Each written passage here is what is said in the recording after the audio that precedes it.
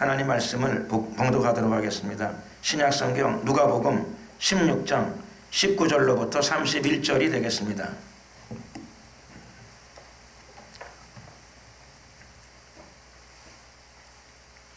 제가 봉독해 올리겠습니다. 한 부자가 있어 자색 옷과 고운 베옷을 입고 날마다 호화로이 연락하는데 나사로라 이름한 한 거지가 헌대를 앓으며 그 부자의 대문에 누워 부자의 상에서 떨어지는 것으로 배불리려 하매 심지어 개들이 와서 그 헌대를 핥더라. 이에 그 거지가 죽어 천사들에게 받들려 아브라함의 품에 들어가고 부자도 죽어 장사되매 저가 음부에서 고통 중에 눈을 들어 멀리 아브라함과 그의 품에 있는 나사로를 보고 불러 가로되 아버지 아브라함이여 나를 긍휼히 여기소서 나사로를 보내어 그 손가락 끝에 물을 찍어 내 혀를 서늘하게 하소서 내가 이 불꽃 가운데에서 고민하나이다. 아브라함이 가로되 예 너는 살았을 때에 내 좋은 것을 받았고 나사로는 고난을 받았으니 이것을 기억하라. 이제 저는 여기서 위로를 받고 너는 고민을 받느니라. 이뿐 아니라 너희와 우리 사이에 큰 구렁이 끼어 있어 여기서 너희에게 건너가고자 하되 할 수 없고 거기서 우리에게 건너올 수도 없게 하였느니라. 가로되 그러면 구하노니 아버지여 나사로를 내 아버지의 집에 보내소서.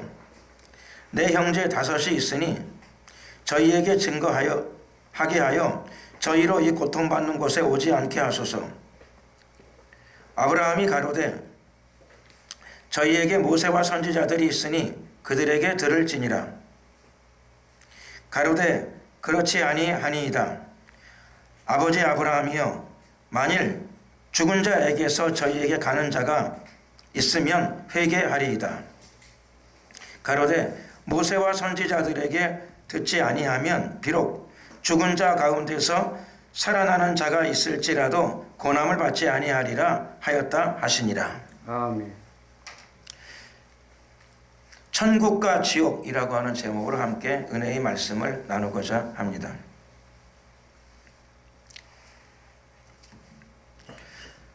오늘 좀 긴 본문이긴 한데 내용은 매우 줄거리는 단순합니다. 한 부자가 살았고 또 한 거지가 한 시대에 한 고을에 같이 살았습니다.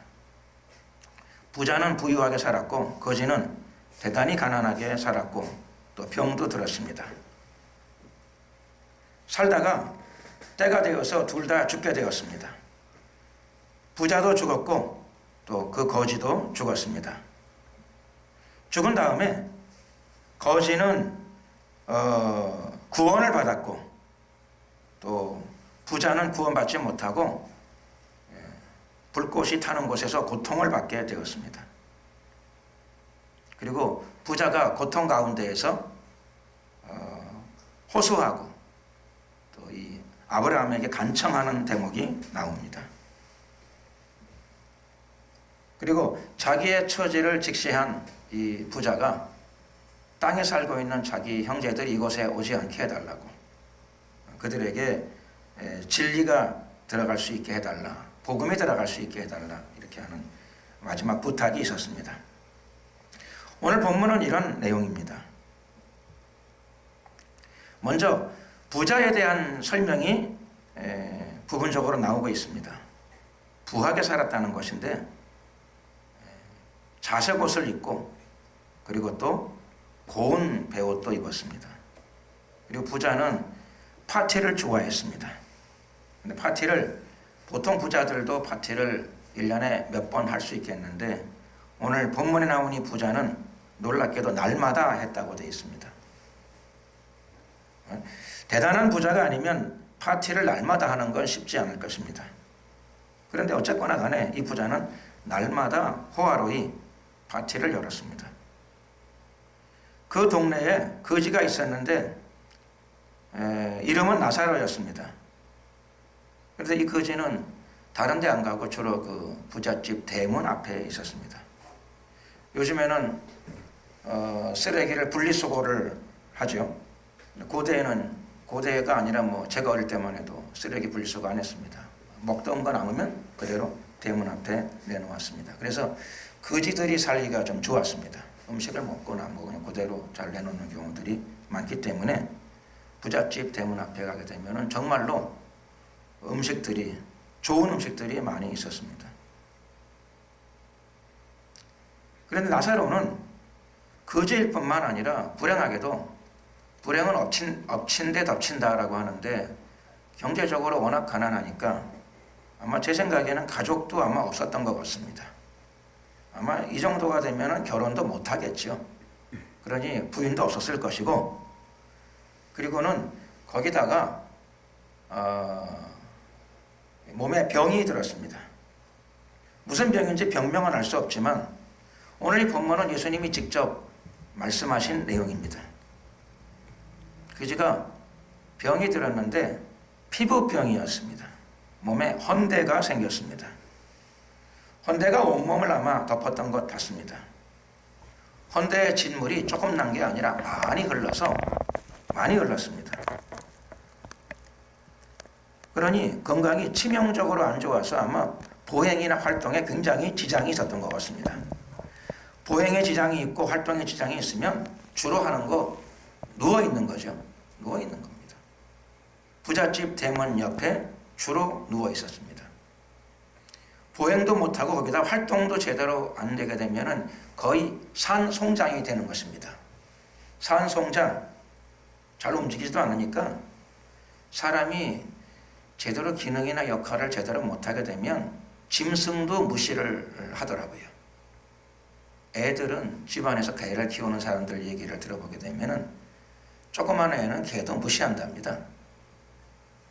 조그만 개도, 인간도, 조그만 아이들도 개한테 무시를 당하는데, 이 사람은 지질이 가난한데 거기다가 보행도 제대로 못하고 활동도 제대로 못하고 주로 하는 게 대문 옆에, 쓰레기통 옆에 누워있으면, 그리고 몸에 헌대가 났습니다. 온몸에 고름이 흘렀습니다. 개들이, 그래도 웃음은 붙어 있는데 개들이 함부로 안 달려들 것 같은데 와가지고 헌대를 핥았습니다. 이 거지 나사로의 심정이 어떠했을까?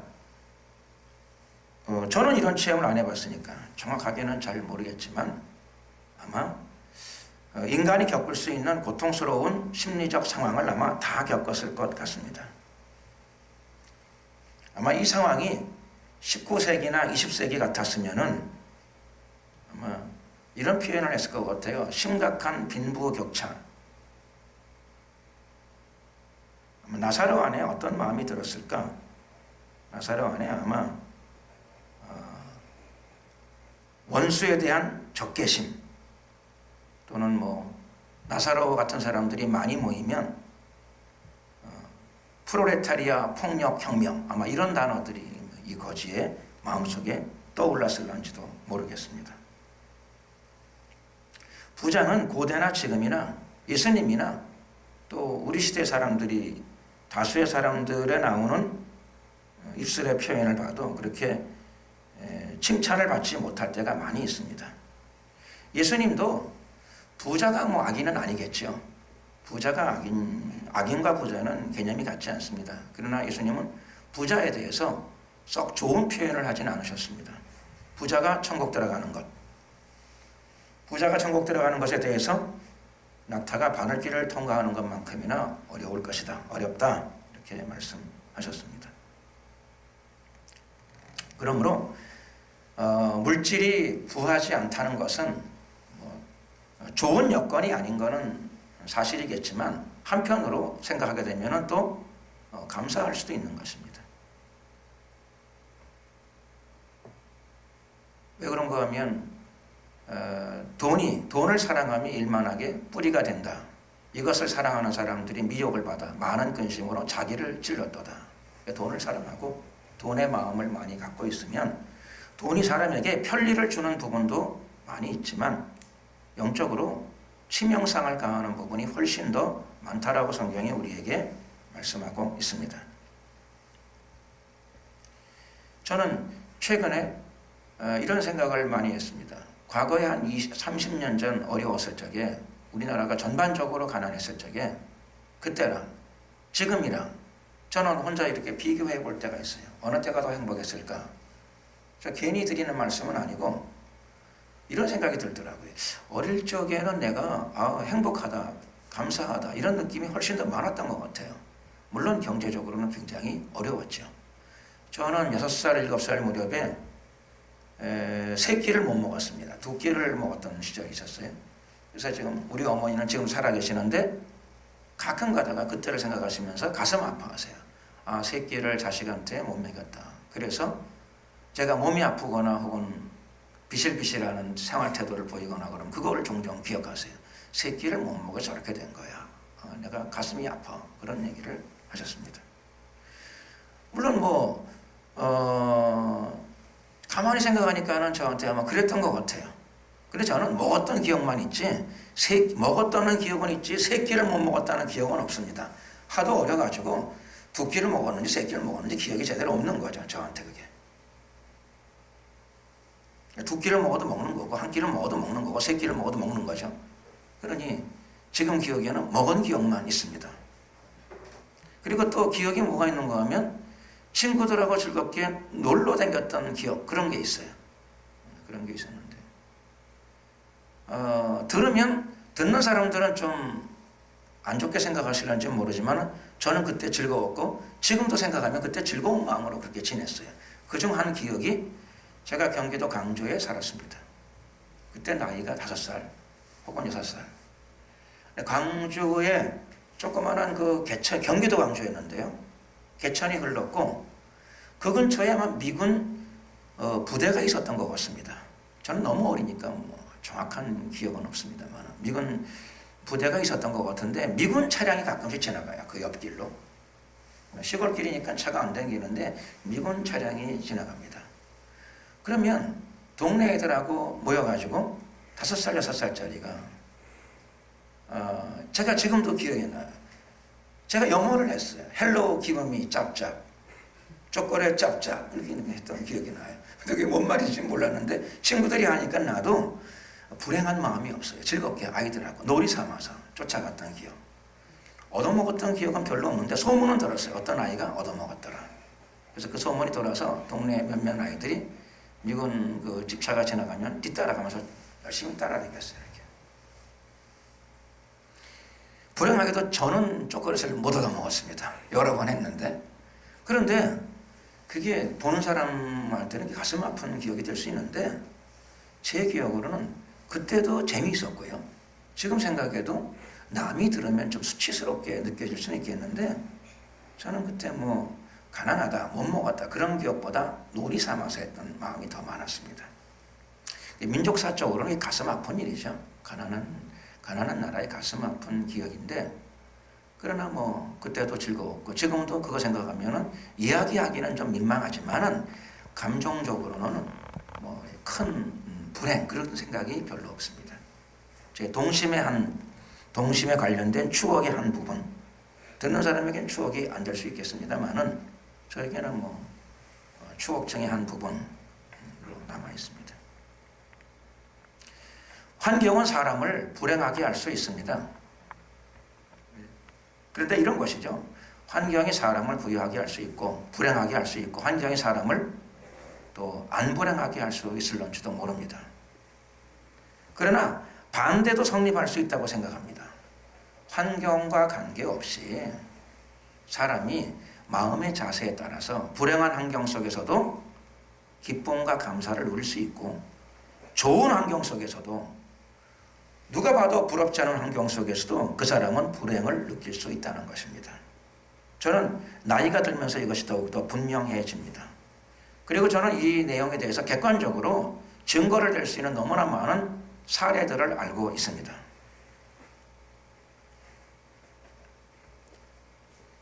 성경은 우리에게 환경의 개선, 개혁에 대해서 노력하는 부분도 없는 것은 아니지만 성경에서는 먼저 우리에게 마음에 관한 부분을 많이 요청하고 있습니다.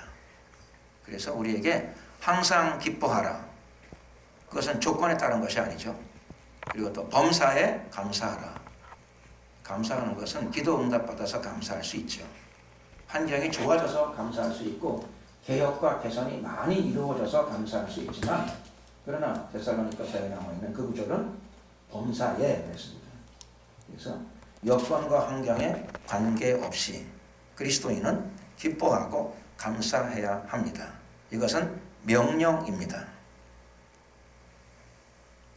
그러므로 오늘 이 말씀을 듣는 여러분들의 가슴속에 하나님의 명령에 따라 기쁨과 감사가 실천되어지시기를, 순종되어지시기를 축원합니다. 아멘. 나사로라고 하는 이름이 의미상 하나님의 도우심, 이런 이름을 가지고 이런 의미를 지니고 있다고 합니다. 누가 지었는지 좋은 이름을 아마 지어준 것 같습니다. 그 이름대로 나사로는 정말 그렇게 되었기 때문입니다. 나사로는 가난했고 나사로는 병이 들었습니다. 그리고 죽을 때도 그 상황에서 죽었습니다. 우리가 보기엔 하나님의 도우심이 아닌 것 같습니다. 그래서 우리는 이 부분을 읽으면 어떤 사람들은 사회제도의 개선, 사회제도의 개혁, 그런 것을 아마 많이 떠올릴 수도 있겠습니다. 그러나 나사로는 하나님의 도우심, 자기 이름의 의미대로 그대로 하나님의 도우심을 받았습니다. 사회제도의 개혁과 개선에는 기여한 것이 별로 없을는지 모르지만 그것보다 훨씬 더 억만배 중요한 것을 받았습니다. 정말 진정한 하나님의 도우심을 받았기 때문입니다. 그가 구원받았습니다. 그가 거듭났습니다. 그가 다시 눈을 떴을 적에 그는 그 자신이 아브라함의 품에 있는 것을 발견했습니다. 가장 행복한 사람 중에 한 사람이 되었습니다.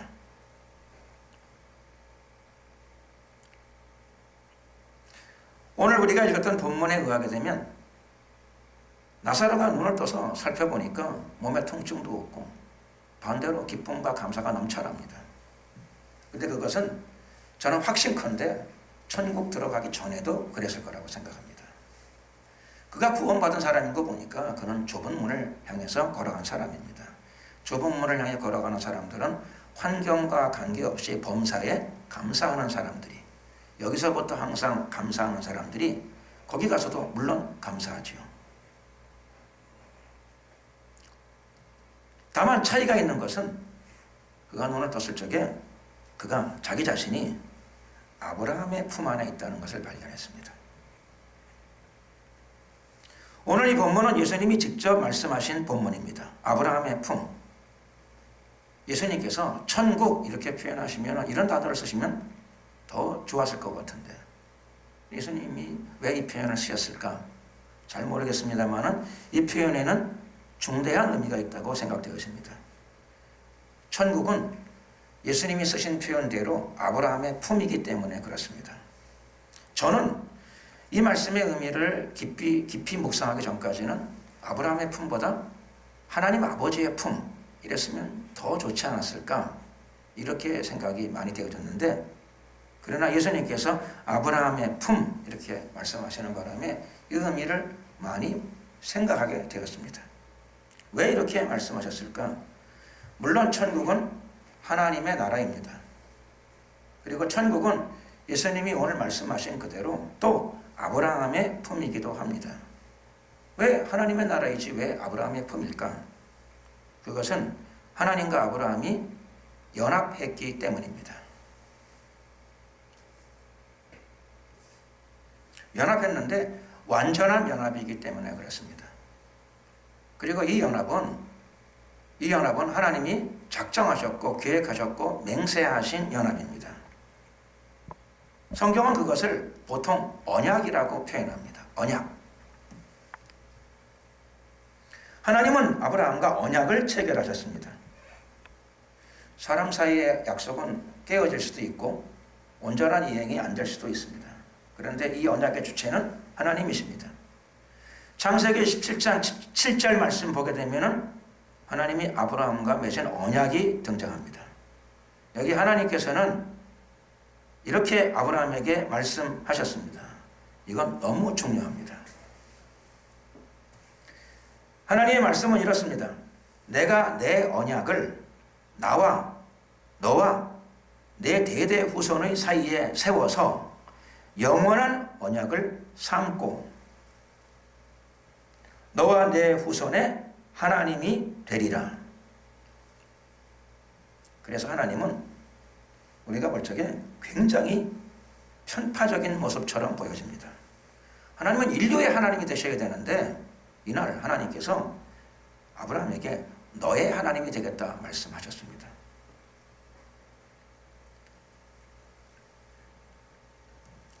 아브라함 쪽에서는 어떻게 될까요? 세상에는 신들이 많습니다. 종교가 얼마나 많은지 파악할 수도 없고 신들의 이름이 얼마나 많은지 알 수도 없습니다. 그래서 종교도 많고 신들도 많습니다. 그래서 사람들은 선택의 자유가 있습니다. 사람들에게도 선택의 자유가 있지만 신도 선택의 자유가 있습니다. 선택의 자유가 있는 하나님이 수많은 사람 중에서 한 사람 아브라함을 선택하셨습니다.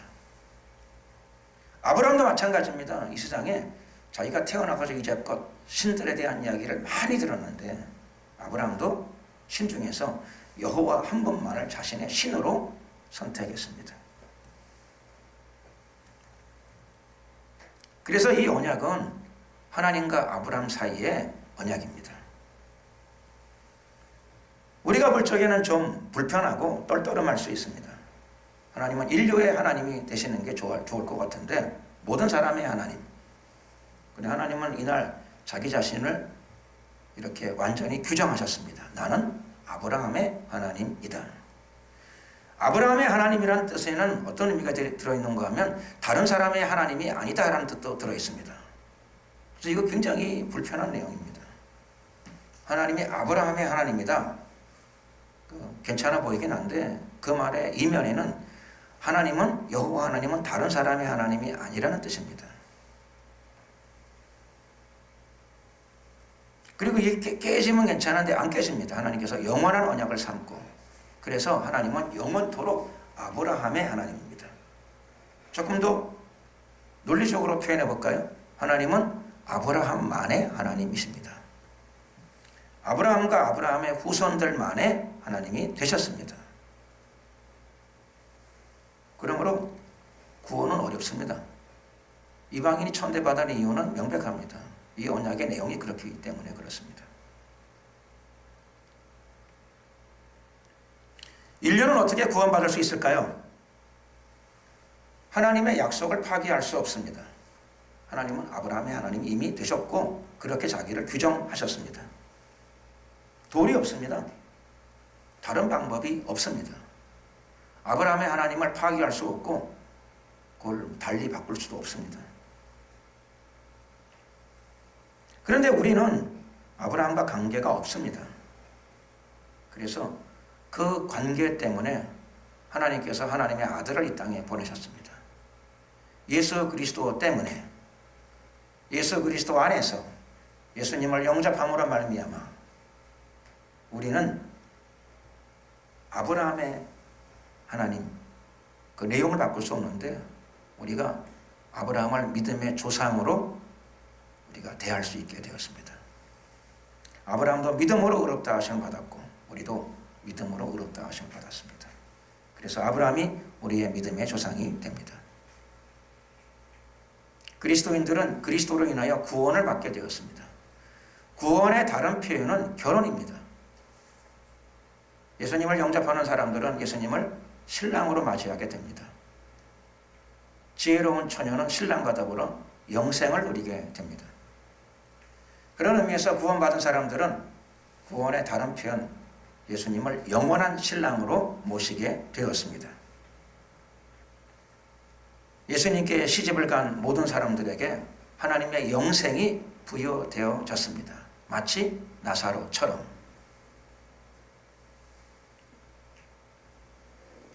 예수님을 신랑으로 모시고 예수님께 결혼을 했습니다. 예수님과 결혼을 하고 예수님께 시집을 갔습니다. 그러면 관계가 어떻게 될까요? 아브라함과 한 가족이 되어버립니다. 아브라함이 시아버지가 되는 거죠.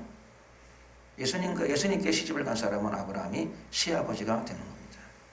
가족이 바뀌었습니다. 시집을 가게 되면 시집간 시집의 사람들이 나의 가족이 되는 겁니다. 그래서 아브라함의 하나님이 그때부터 예수님에게 시집간 그날로부터 아브라함의 하나님은 변함이 없습니다. 근데 그때부터는 당연히 마땅히 자연스럽게 아브라함의 하나님, 그 영원한 언약이 나에게도 적용되어지는 것입니다. 아브라함의 하나님이 나의 하나님입니다. 그러므로 아브라함이 들어간 나라가 바로 내가 들어갈 나라가 됩니다. 그래서 예수님께서는 하나님의 나라를 아브라함의 품이라 표현하셨습니다. 예수 그리스도로 말미암아 아브라함의 품을 소유하신 모든 분들에게 하나님의 축복이 넘치게 된 줄로 믿습니다. 아멘. 나사로가 이 축복을 받았습니다. 부자도 아마 당연히 유대인일 텐데, 그래서 수많은 선지자들의 메시지를 이미 들었고 알고 있을 것입니다. 그래서 그도 메시아 신앙에 대해서 누구보다도 잘 아는 유대인 중에 한 사람이었을 것입니다. 불행히도 부자는 눈을 떴을 적에 그 자신이 아브라함의 품이 아니라 불꽃 속에 있는 자기 자신을 보게 되었습니다.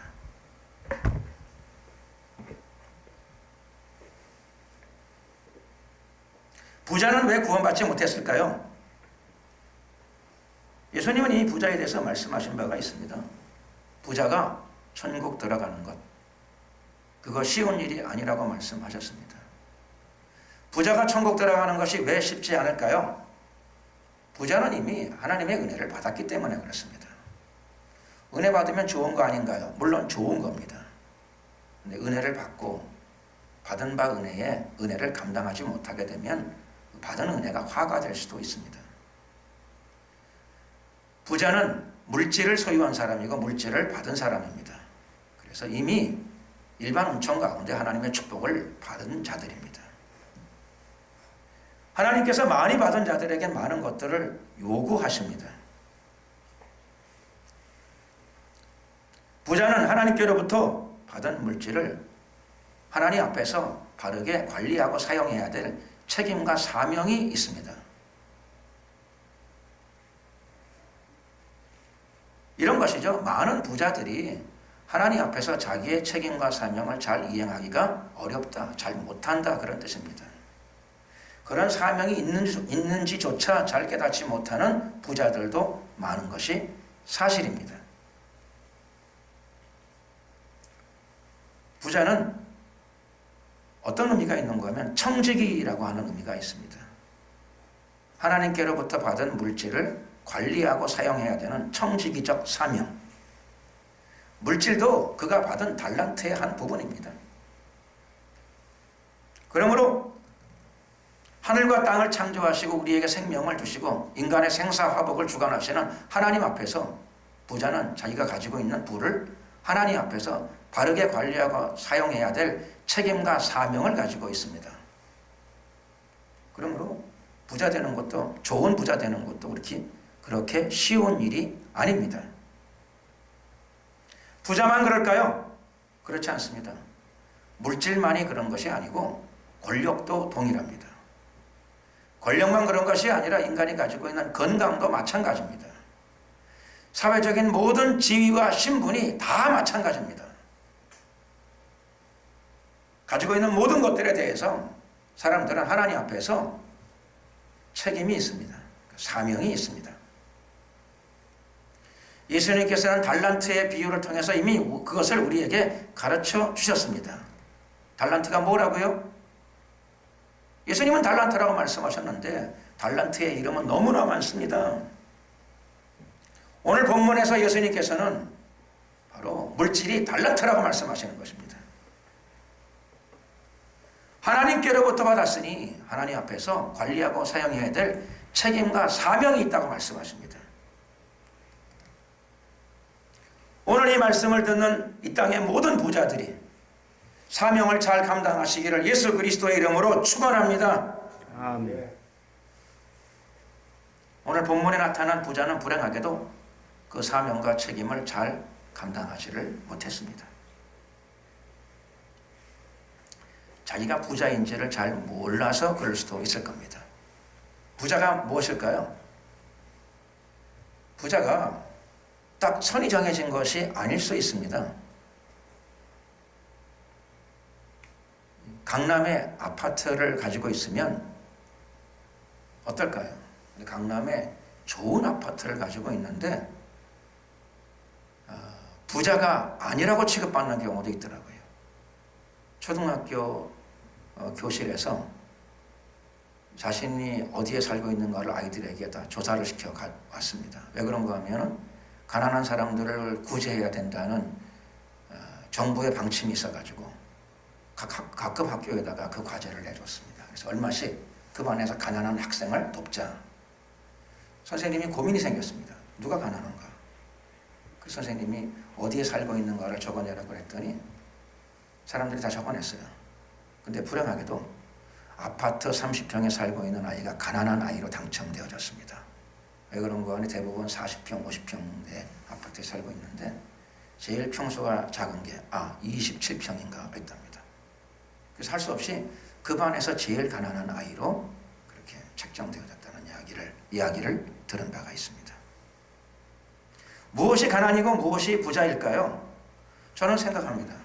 저는 지금 자가용을 끌어요.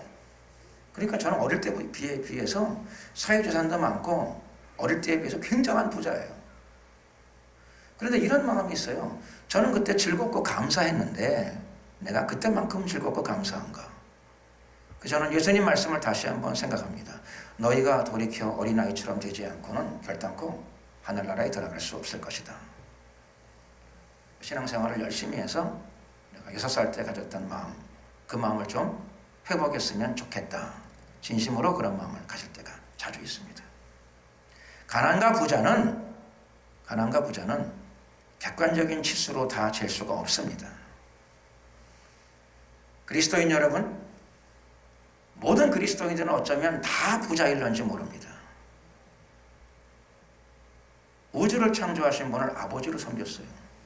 재벌이 아버지인데 어떻게 안 부자라고 그러겠어요? 하나님을 아버지로 섬겼는데 어떻게 안 부자라고 할 수 있겠습니까?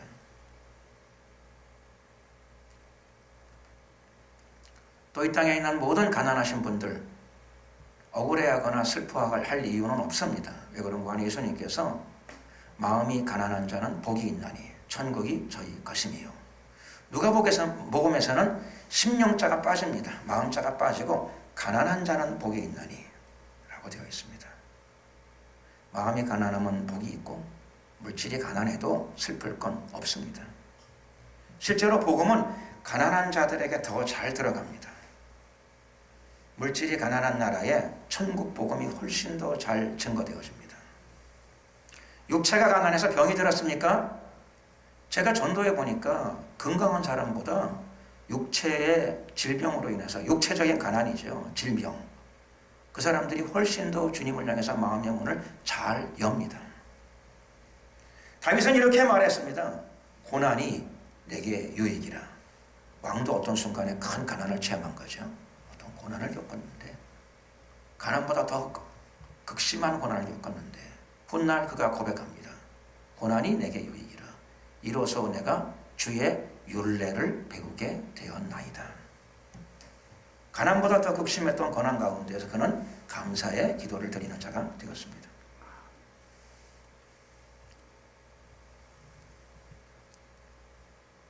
오늘 본문에서 부자는 결국 불꽃이 이글거리는 곳에서 고통을 겪게 되었습니다. 부자는 아마 너무나 많은 것들을 한순간에 깨닫게 되었을 것입니다. 무엇이 가난이고 무엇이 진정한 부요인가, 그런 것들을 깨닫게 되었던 것 같습니다. 같습니다가 아니라 분명히 깨달았죠. 그래서 그가 천국에 있는 아브라함에게 부탁을 드립니다. 제발 여기 있는 사람 중에 한 사람이라도 좀 보내셔서 내 형제 5이 아직 이 땅에 살아있는데 그들에게 천국 복음을, 예수 그리스도를 좀 전하게 해 주십시오. 부탁을 드립니다. 아브라함이 그의 제안을 충분히 이해하지만 그 제안을 받아들이지는 않습니다. 왜 그런가 하면 이 땅에는 모세와 선지자들이 있다라고 아브라함이 이야기합니다. 이 땅에 있는 모세와 선지자, 정말 모세와 선지자들이 있을까요? 모세는 예수님이 이 비유를 드실 적이 없습니다. 모세는 이때로부터 1400년 전 사람입니다. 1000년 전의 사람이에요. 모세는 없어요. 근데 아브라함은 이 땅에 모세들도 많고 선지자들도 많다고 이야기하고 있습니다. 하나님의 신실한 일꾼들이 이 시대의 그 시대의 모세와 선지자들이었고, 그러면 이 시대의 모세와 선지자들은 누구일까요? 복음을 깨닫고 이해한 영혼의 부자들일 겁니다. 천국을 바라보는 자들이 다 진정한 부유한 사람들이고, 그리고 진짜 이 시대의 21세기 이 시대의 모세와 선지자들입니다. 이 땅의 모세와 선지자들의 말을 들어야 합니다. 신실한 그리스도인들과 또 복음을 신실하게 증거하는 하나님의 일꾼들의 말을 듣고 예수님을 영접하고 또 천국 시민으로 거듭나야 합니다. 이것이 진정한 부요의 길입니다.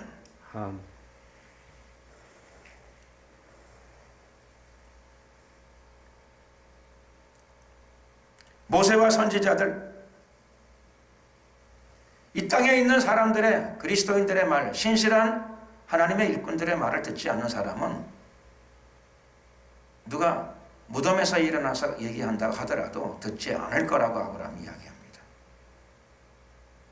이 땅에 있는 신실한 복음 전도의 일꾼들의 말을 듣지 않는 사람은 입신 체험을 했다고 주장을 하고 이야기한다 하더라도 그 사람들의 말들도 듣지 않을 거라고 하는 뜻이죠. 하나님의 말씀을 전하는 사람들의 이야기를 듣지 않는 사람들은 입신 체험을 한 사람이 얘기해봐야 그렇고 무덤에서 일어난다 하더라도 그런 듣지 않을 거라고 아브라함은 우리에게 이야기하고 있습니다. 그리고 이것이 우리 주님의 말씀입니다. 무엇이 부자일까요? 무엇이 가난한 사람들일까요? 왜 여기 있는 사람들은 모세와 선지자들의 말을 듣지 않을까요? 그것은 어떤 의미에서는 그 사람들이 부자이기 때문입니다. 말을 안 듣는 사람들은 부자지요. 복음의 진리를 받아들이지 않는 사람들은 진짜 부자들입니다. 부자들. 위험한 사람들입니다. 왜 부자들이죠? 마음에 들어있는 게 많으니까 더 이상 들어갈 게 없어요. 진리도 안 들어갑니다. 복음도 안 들어갑니다. 천국과 지옥도 안 들어갑니다. 마음에 부자야. 들어있는 게 많습니다. 세상에 있는 것들로 그의 마음이 가득합니다.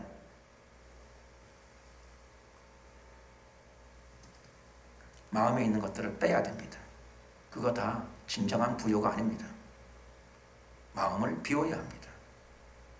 이 땅에 태어나서 구원받지 못하면 예수님이 사도 중에 한 사람 유다에게 말씀하셨습니다. 너는 차라리 태어나지 않았으면 좋을 뻔하였다.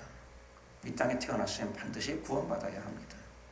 거지였지만 나사로는 영원한 부요의 자리에 들어갔습니다. 오늘 이 말씀을 듣는 여러분들의 마음 가운데 마음에 비워짐이 있기를 바랍니다.